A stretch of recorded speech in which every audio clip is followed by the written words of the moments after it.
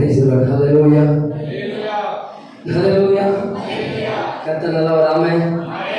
சந்தோஷமா இருக்கீங்களா? இன்னைக்கு இயேசு உயிர் தெழுந்த நாள். ஆமென். ஹல்லேலூயா.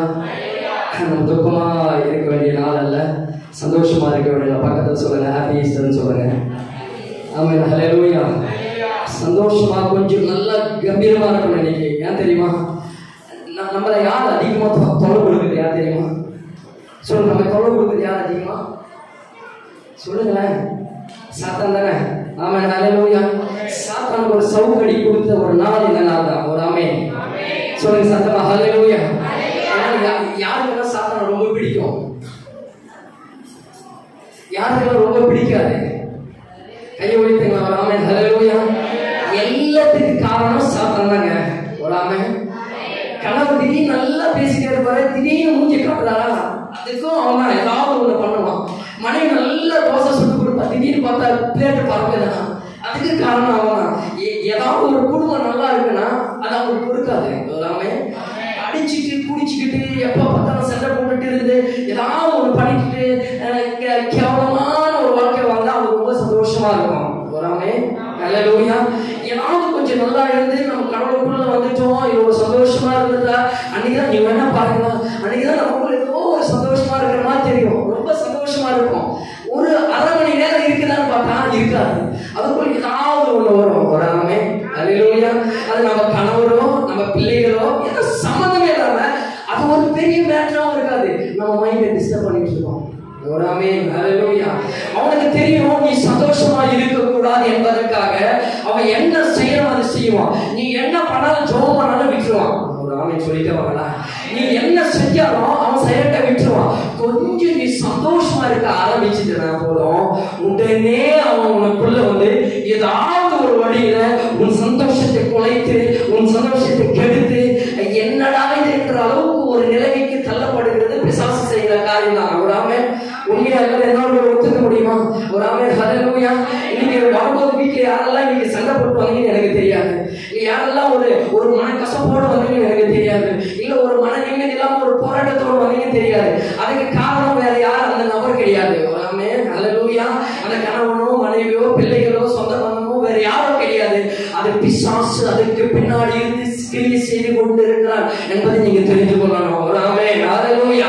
அப்படி நீங்க சொல்ற அந்த பிசாசு இன்னைக்கு சந்தோஷத்தை கெடுக்க பிசாசு, உன் நிம்மதியை கெடுக்க பிசாசு, உன் குடும்பத்தை கெடுக்க பிசாசு, உன்னுடைய எல்லா காரியங்களையும் கெடுக்க பிசாசுக்கு பார்த்து நீங்க சொல்லணும். இன்னைக்கு நீங்க என்ன பண்ணணும் தெரியுமா?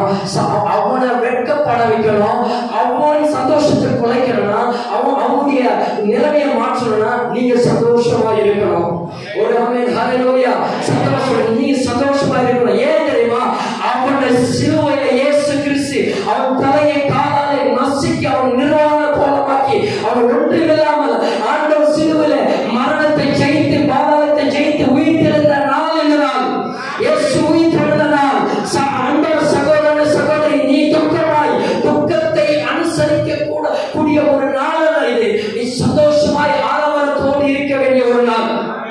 இன்னைக்கு இப்ப சொல்லுங்க, சாத்தானை பார்த்து எஸ் சாத்தானே, உன் பக்கத்து வீட்டுக்கார மாதிரி பேசுறீங்க. சிலர் பாத்தீங்கன்னா என்ன சாத்தானே எப்படி இருக்கீங்க, ரொம்ப நாளாச்சு பார்த்து, என் வீட்டுக்கு வந்து ரொம்ப நாள் ஆகுது அப்படி பேசுற மாதிரி இருக்கு அவங்க பார்த்து. ஒரு ஆமென். ஹல்லேலூயா. கோபத்தோட அவங்க பார்த்து பயப்படக்கூடாதுங்க. இயேசு உனக்குள்ள இருக்கிறார். வீட்டு நான் சொல்ற பாருங்க, இயேசு இந்த நாள் இல்லைன்னா இன்னைக்கு கிறிஸ்துவ உலகத்திலே நாம தைரியமா விசுவாசத்தோடு நாம சொல்ல முடியாது. இயேசுதான் கடவுள், இயேசுதான் தெய்வம், அவரால் முடியாத ஒன்றுமே இல்லை, நம்ம பீத்ததான் பேச முடியாது. இந்த நாள் இல்லைன்னா இந்த நாளை கர்த்தர் நமக்காக நம்ம வெட்கப்பட்டு போகாதபடிக்கு அவர் இந்த உயிர்த்தெழுதல் இல்லாமலே ஆண்டவர் செய்ய வேண்டிய காரியங்கள் செய்திருக்கலாம். நம்ம ரட்சித்திருக்கலாம், நம்ம பரலோகத்திற்கு கொண்டு செல்லலாம், நம் தேவைகளை சந்திக்கலாம். ஆனால் ஆண்டவர் அப்படி செய்யல. ஆனாலும் நம்முடைய காரியங்களை ஒரு ஆமென் சொல்லுங்களா, நாம் விசுவாசிக்கத்தக்கதாய் நம்முடைய வாழ்க்கையில் இருக்கிற எல்லாவற்றையும் நாம் ஒரு கம்பீரமாய் இப்ப சொல்ற மாதிரி நம்ம எப்படி சொல்றோம், நல்ல ஒரு பீத்தல் விடத்தக்கதாய் சந்தோஷ தைரியமா பேசத்தக்கதாய் இருப்பதற்காக தான் இயேசு 3ஆம் நாள் உயிர்த்தெழுந்தார். இப்ப சொல்லுங்க, பரவாயில்ல சாத்தானே சிரிக்கிறீங்க. அப்படி ஒன்னா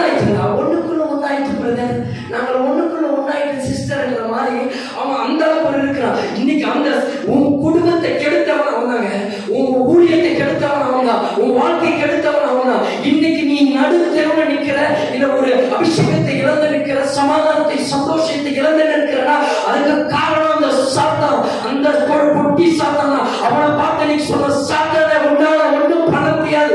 ஆண்டவர் மரித்தது உண்மைதான். அவன் கொண்டாட்டத்தோடு இருந்தான். இயேசு மரிச்சிட்டாரு. மரிச்சிட்ட உடனே ஒரே செலிப்ரேஷன் தான், ஒரே குடி குமாரம் தான், ஒரே பாட்டு தான், ஒரே டான்ஸ் தான், ஒரே ஆரவாரம் தான், ஒரே ஆர்ப்பரிப்பு தான். ஏன் தெரியுமா? நமக்கு எதிரியா இருந்த இயேசுவை நம்ம சாகடிச்சிட்டோம். இனி அவ்வளவுதான், ஒண்ணு நம்மளை பண்ண முடியாது. நம்ம வாழ்க்கை இனி நான் தான் ராஜா, நான் தான் தளபதி, நான் தான் உலகத்துக்கு அதிபதி, நான் தான், என்னதான் இந்த உலக ஜனங்கள் வணங்குவார்கள் என்று ஒரு சந்தோஷத்தோட 2 நாள் குமாரம் வராமே. ஹல்லேலூயா. ஒரே கொண்டாட்டம், ஒரே செலிப்ரேஷன் பயங்கரமா நடக்குதுல. அப்படியே பாட்டு கச்சேரி, நடனம், ரெக்கார்ட் டான்ஸ் எல்லாமே போயிட்டு இருக்குது. அப்பதான் திடீர்னு எல்லாம் நினைச்சிருக்கும் போதுதான் இயேசு கிறிஸ்து 3வது நாள், அவர் 3வது நாள் ஒரு ட்விஸ்ட் வச்சிருந்தாரு. எல்லாமே அந்த ட்விஸ்ட் சாத்தானுக்கு தெரியாது. 3ஆம் நாள் இயேசு கிறிஸ்து உயிரோடு எழுந்து வரப்போகிறார் என்பது அவனுக்கு தெரியாது. அது தெரியாதனாலதான் அவன் நல்ல அவன் நினைச்சா முடிச்சுட்டு எல்லாமே முடிச்சிச்சு, எல்லாமே ஆயிடுச்சு, இனி நம்ம வாழ்க்கை அவ்வளவுதான் அப்படி சந்தோஷமா இருக்கும் போதுதான் இயேசு கிறிஸ்து வாசிக்கிற மார்க் 16வது அதிகாரம் 1 to 6 வரைக்கும். யாராவது எடுத்து நிறைவா மார்க் சுவிசேஷம் 16வது அதிகாரம் 1வது வசனத்திலிருந்து 6 வரைக்கும். புதிய ஏற்பாட்டுல மத்தேயு, மார்க் ஒரு நாளான பின்பு யாக்கோபின் தாயாகிய மரியாளும் சலோமே என்பவரும்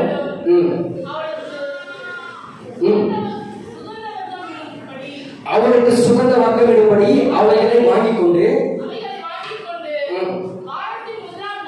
வாரத்தின் 1ஆம் நாள் அதிகாலையில சூரியன் உதயமாகிற போது கல்லறையிடத்தில் வந்து கல்லறையின் வாசலில் இருக்கிற கல்லை நமக்காக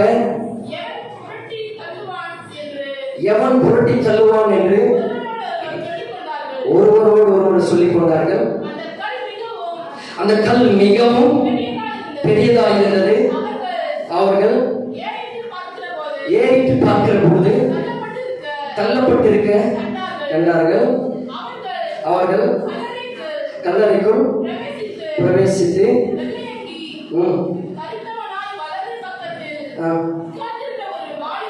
ஒரு வாலிபனை கண்டு பாய்ந்தார்கள். அவன் அவர்களை நோக்கி, பயப்படாதீர்கள், சிலுவையில் அறையப்பட்ட நசரேயனாகிய இயேசுவை தேடுகிறீர்கள். அவர் உயிர்த்தெழுந்தார். ஒரு சத்தமா சொல்லுங்களா எல்லாரும்? அவர் உயிர்த்தெழுந்தார். யார் உயிர்த்தெழுந்தார்? என் ஆண்டவர், என் இயேசு உயிர்த்தெழுந்தார். அவர் மரித்தது உண்மைதான். அவர் மரித்து அடக்கம் பண்ணப்பட்டது உண்மைதான். அவர் காலை முகத்துல துப்புறது உண்மைதான். அவர் தலையில முள்கிழித்தை வைத்தது உண்மைதான். கண்ணை கட்டி அவர் கன்னத்தில் அறைந்து யார் அறைந்தது கிறிஸ்தவமாய் சொல்லு என்று அவரை கேவலப்படுத்தியது உண்மைதான். அவர் மேல சிலுவை கொடுத்து அவர் கொல்கதா மலை மேல அந்த சிலுவை சுமந்து போனது உண்மைதான். கடைசி சொட்டு ரத்தம் சிந்த சிலுவை ஜீவனை கொடுத்து அவர் மரிக்கிற தருவாயில் இருக்கும் போது ஒரு சேவகன் வந்து ஒரு ஈட்டியை எடுத்து அந்த ஈட்டியை எடுத்து விழாவை குத்துற போது அந்த விழாவை கிழித்துக் கொண்டு அந்த ஈட்டி அவர் இருதயத்தின் வழியால் இருதயத்தை கிழிக்கப்பட்டு இருதயத்திலிருந்து தண்ணீர் வெளியே வந்தது உண்மைதான். அதெல்லாம் நடந்த பிறகு அந்த கலாச்சாரத்தின் பிரகாரம் சிலுவையில் ஒருத்தனை அறையும் போது அந்த உயிர் அவ்வளவு சீக்கிரமா போகாதான். அந்த உயிர் போகுவதற்காக என்ன செய்வார்களாம்? 2 கால்களை முறிப்பார்களாம். கால்களை முறிக்கும் போது அந்த கொஞ்சம் இருக்கிற உயிரும் போய்விடுமா. அதுக்கு அடுத்துதான் அவர் மரித்து விட்டார் என்று கன்ஃபர்மேஷன் பண்ணிட்ட பிறகுதான் அவரை கல்லறையில் அடக்கம் பண்ணுவார்களாம். ஆனா இயேசு கிறிஸ்து அந்த அந்த காலை முறிக்கிறதுக்கு சேவர்கள் போய் பார்க்கும் போது அவர் உயிர் போய்விட்டு இருந்தது. அது அந்த அவர் காலை முறிக்க எவனுக்கும் அதிகாரத்தை கொடுக்கல. அவன் பார்க்கும் பொழுது அவர் ஜீவன் போயிட்டு இருந்தது. இதெல்லாம் நடந்தது உண்மைதான். வெள்ளிக்கிழமை அவர் மரித்தது உண்மைதான். மரித்து அடக்கம் பண்ணப்பட்டது உண்மைதான். அவர் கல்லறையில் இருந்தது உண்மைதான். சனிக்கிழமையும் அவர் மரணத்தில் இருந்தது உண்மைதான். அந்த நேரத்தில் தான் ஜனங்கள் அந்த குளத்தில் அந்த தேசத்து ஜனங்கள் இஸ்ரவேலர்கள் எல்லாரும் வீட்டை கூட்டிக் கொண்டு வீட்டின் அறையில் ஒருவரும் வெளியில் வராமல் பயத்தோடு நெருக்கத்தோடு வேதனை கலக்கத்தோடு கதவை பூட்டி கொண்டு ஒவ்வொருவரோட உள்ள அழுது கொண்டிருந்தார்கள். ஒருவரும் வெளியில இல்லை. அந்த பூமியே ஒரு இருளாய் சூழப்பட்டிருந்தது. ஒருவரும் வெளியில வராமல் இருக்கிற பொழுதுதான் இன்னைக்கு நமக்கே தெரியும். இந்த COVID-19 வரும்போது ஒரு 144 போட்ட ஒருவரும் வெளியில சுத்தல. எல்லா வீடுகளும் அடைக்கப்பட்டு எல்லாரும் வீட்டுக்குள்ள முடங்கி இருந்தது போல எல்லா ஜனங்கள் பயந்து முடங்கி இருந்தார்கள். முடங்கி இருந்ததெல்லாம் உண்மைதான். ஆனாலும் வசனம் சொல்கிறது, தேவ வசனம் நம்மை சொல்லுகிறது, நம் விசுவாசத்தை நிலைப்படுத்துவதற்காக, நம்மை இன்னும் கர்த்தர் உறுதிப்படுத்துவதற்காக நாம் யார் என்பதை நீங்கள் அறிந்து கொள்ள வேண்டும். நாம் சொன்னபடியே அவர் சொன்ன இன்னொரு வசனம் சொல்ல தெரியும், அவர் சொன்னபடியே உயிர்த்தெழுந்தார். ஆமென், ஹல்லேலூயா. நீங்கள் நானும் ஆராதிக்கிற தேவன் ஜீவனுள்ளவர். அவர் உயிர்த்தெழுந்த தேவன். அவர் மரித்த தேவன் அல்ல, அவர் மரித்து உயிரோடு எழுந்த தேவன். இயேசு கிறிஸ்து சொன்னார், நான் மரித்தேன், ஆனால் இதோ சதா காலங்களிலும் உயிரோடு கூட இருக்கிறேன். மரித்த நான் இனி மரிப்பதில்லை என்று சொன்னார். நான் படிங்க சிஸ்டர். அவர் உயிர்த்தெழுந்தார். அவர் இங்கே இல்லை, இதோ அவரை வைத்த இடம்.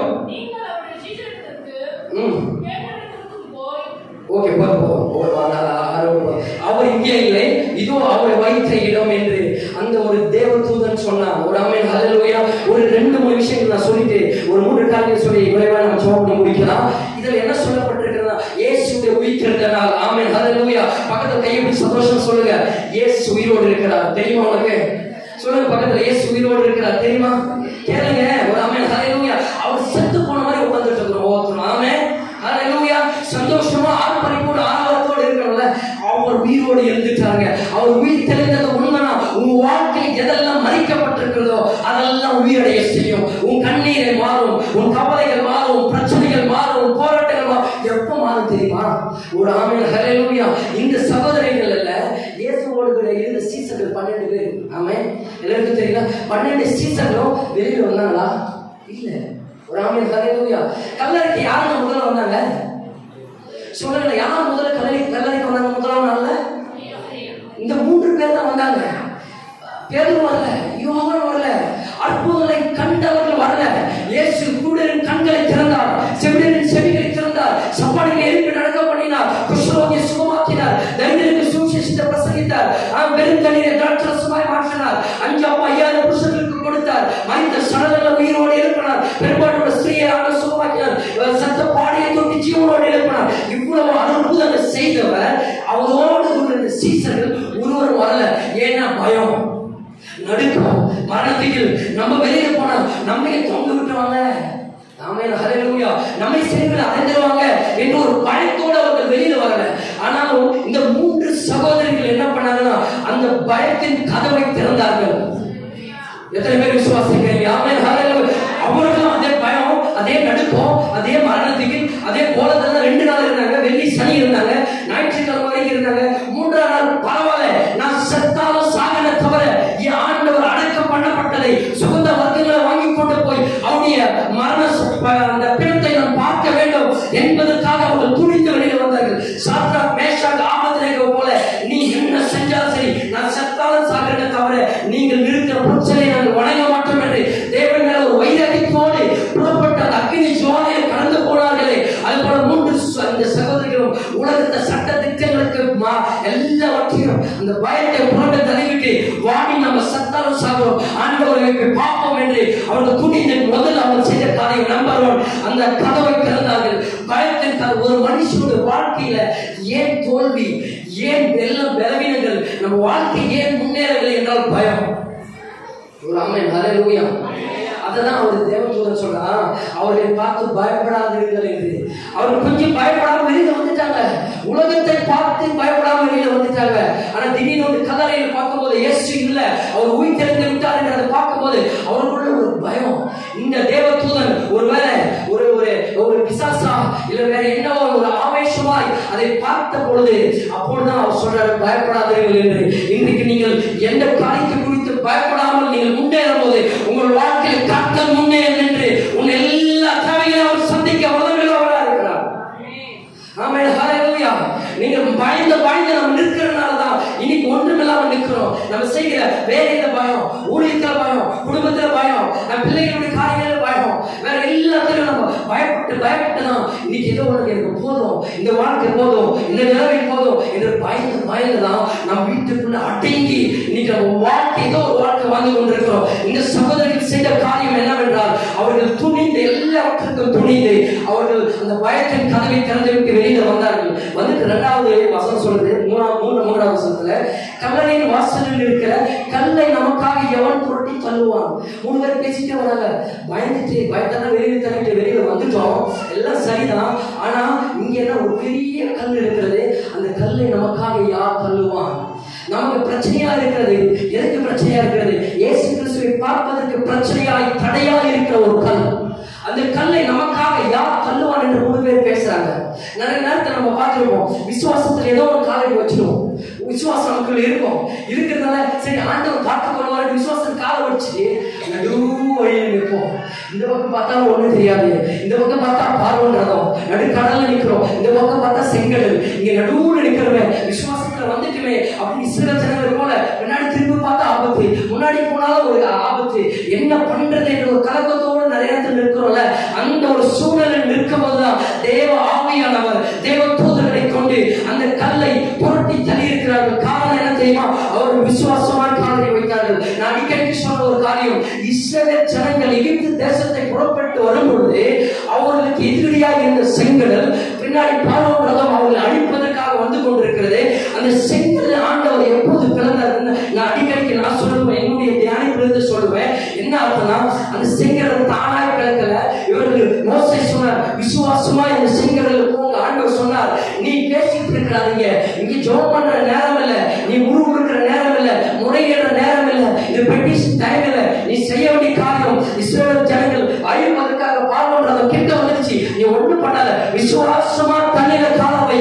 ஒரு ஆமென் சத்தமா சொல்லலாமா? உன் விசுவாசத்தோடு, உனக்கு இருக்கிற அந்த கொஞ்சம் விசுவாசத்தோடு நீ தண்ணீர் காலடி வைக்கும் போது அந்த தண்ணீர் 2ஆய் பிளக்கும்.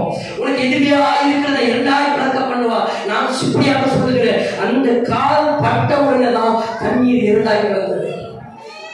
புரியலையா? ஆமென் வந்திருக்கணுமே. ஆமென், ஹல்லேலூயா சொல்லுங்க, ஹல்லேலூயா. இந்த தண்ணீர் 2ஆ பிளந்த பிறகு இவர்கள் நடந்து போகல, தண்ணீர் ஆண்டவர் வழியை உண்டாக்குற பிறகு இவர்கள் நடக்கல. இவர்கள் பாதம் அந்த தண்ணீர்ல விசுவாசத்தோடு இவர்கள் பாதம் அந்த தண்ணீர் படும் பொழுதுதான், அந்த தண்ணீர் 2ஆய் பிளக்கும் பொழுதுதான் இஸ்ரவேல் ஜனங்கள் அக்கறைக்கு கடந்து வந்தார்கள். அதே தண்ணீர் தான் பார்வோன் ரதத்தை மூழ்கடித்து சாகடிக்க பண்ணினது. ஆமென், ஹல்லேலூயா. இன்னைக்கு உங்களை பார்த்து சொல்றேன், இருக்கிற கொஞ்சம் பலத்தோடு, இருக்கிற கொஞ்சம் விசுவாசத்தோடு, இருக்கிற கொஞ்சம் தாளத்தோடு, உனக்கு இருக்கிற கொஞ்சம் திறமைகளோடு, இருக்கிற ஒரு சிறிய குடும்பத்தோடு விசுவாசமா இயேசு எனக்காக உயிர் திறந்திருக்கிறார், இயேசு மரித்து 3ஆம் நாள் உயிர் திறந்தது உண்மை. அந்த விசுவாசத்தோடு அந்த உயிர் திறந்ததின் வல்லமை எனக்குள் இருக்கிறது.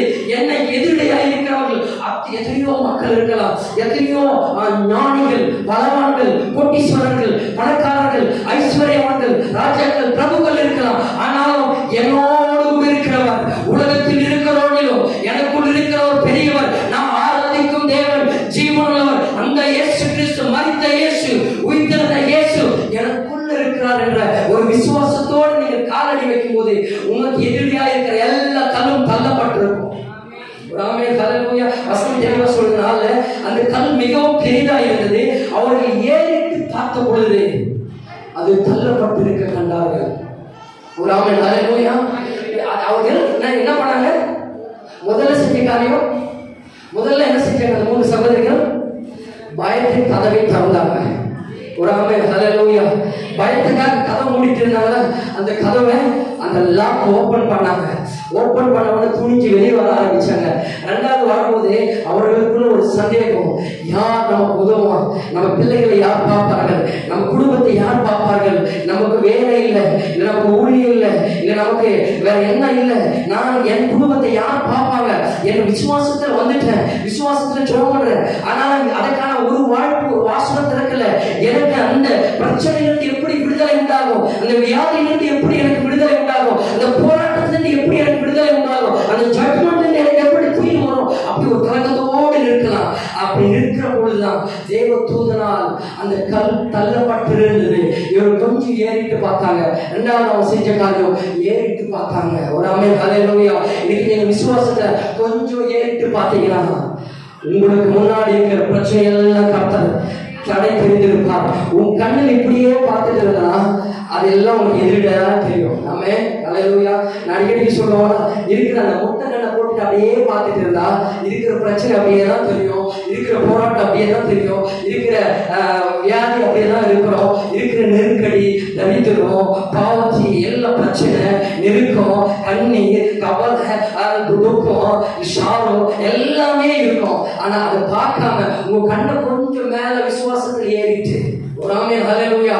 கொஞ்சம் அந்த விசுவாசம், கொஞ்சம் விசுவாசம் இருக்கிறதா, இயேசுவுக்குள்ள இருக்கிறதா, உனக்காக ஒரு உயிர் இருக்கிறதா, இருக்கிற கொஞ்சம் விசுவாசத்தோட கொஞ்சம் அப்படி ஏறிட்டு அப்படி பார்த்தீங்கன்னா ஆமென், கர்த்தர் உங்களுக்கு எதிராக இருக்கிற எல்லாவற்றையும் எல்லா எரிக்கோ மதிலையும் எல்லா எரிக்கோ மதிலும் உடைய தெரிந்து ஆண்டவர் அற்புதங்களை அதிசயங்களை செய்திருப்பதை நீங்கள் காண்பீங்க. ஆமென். அது எலிசாவுடைய வேலைக்காரன் சொன்னா, நம்மை அழிப்பதற்காக அந்த தேசத்து ராணுவத்தின் பிரபுக்கள் எல்லாரும் படையெடுத்து ராணுவ வீரர்கள் வந்திருக்கிறார்கள், இனி நம்ம சத்தோட முடிந்ததுடா என்று சொன்னார். அப்பொழுது அவர் சொன்னாரு, கரெக்ட் தான், அத்தனை 1000 மக்கள் நம்ம அழிப்பதற்காக வந்திருக்கிறது உண்மைதான், கொஞ்சம் உன் கண்ணை கொஞ்சம் ஏறெடுத்து பார். அவன் ஜெபிக்கிற ஆண்டவரே, அவன் கண்ணை கொஞ்சம் திறந்தல்லுங்க. அவனுக்குரிய கண்களை திறக்கும் பொழுது அவன் ஏறெடுத்து பார்க்கும் போது இந்த பக்கம் பார்க்கலாம், அந்த ராணுவ தனங்கள் ஃபுல்லா ராணுவ வீரர்கள் சூழ்ந்து இருக்கிறார்கள். அப்படி கொஞ்சம் ஏறெடுத்து இப்படி பார்க்கலாம். இங்க தேவ தூதர்களும் ஈட்டியோடு பட்டயத்தோடும் அங்க இருக்கிற கூட்டத்தை காட்டிலும் இங்க இருக்கிற கூட்டம் ஏராளமாய் இந்த கைகளை தட்டி ஆண்டவரோடு நன்றி சொல்லலாமா? இன்னைக்கு இந்த காலகட்டங்களை சொல்லலானே, உங்களுக்குள்ள இருக்கிற பிரச்சனையை காட்டிலும் உனக்குள்ள இருக்கிற வல்லமை பெரிதா இருக்கிறது. அந்த வல்லமை உயிர்த்தெழுந்த வல்லமை. ஹல்லேலூயா. உன் பிரச்சனை, உன் போராட்டம், உன் வியாதி, உன் பாவம், உன் நெருக்கம், உன்னுடைய எல்லா தடைகள் பெருசா உனக்கு தெரியும். அதை காட்டிலும் உனக்குள்ள இருக்கிற உயிர்த்தெழுந்த வல்லமை பெரியது. ஆமென் ஹல்லேலூயா. அப்ப அந்த கண்களை ஏறெடுத்து பார்க்கும் பொழுது அவனுடைய வாழ்க்கையில என்ன நடந்துச்சுன்னா, அந்த கல்லு தள்ளப்பட்டிருந்ததுங்க. இவன் ஒன்றும் பண்ணல, ஓடல, கல்லை போட்டு தள்ளல, முயற்சி பண்ணல, அதை கூட போராடல, அதை கூட சண்டை போடல, அதை கூட இதை பண்ணல, அதை பண்ணல, எதுவுமே பண்ணல.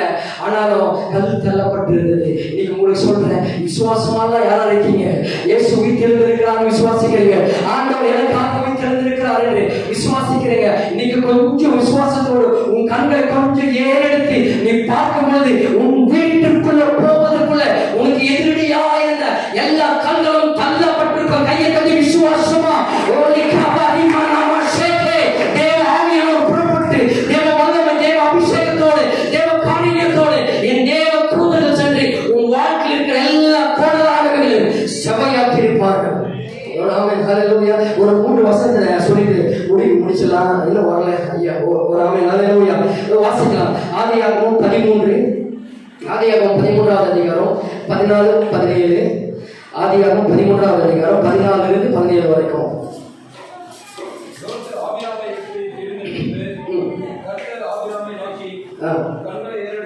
உன் கண்களை ஏறெடுத்து அங்க ஒரு வருஷம் அங்க கொஞ்சம்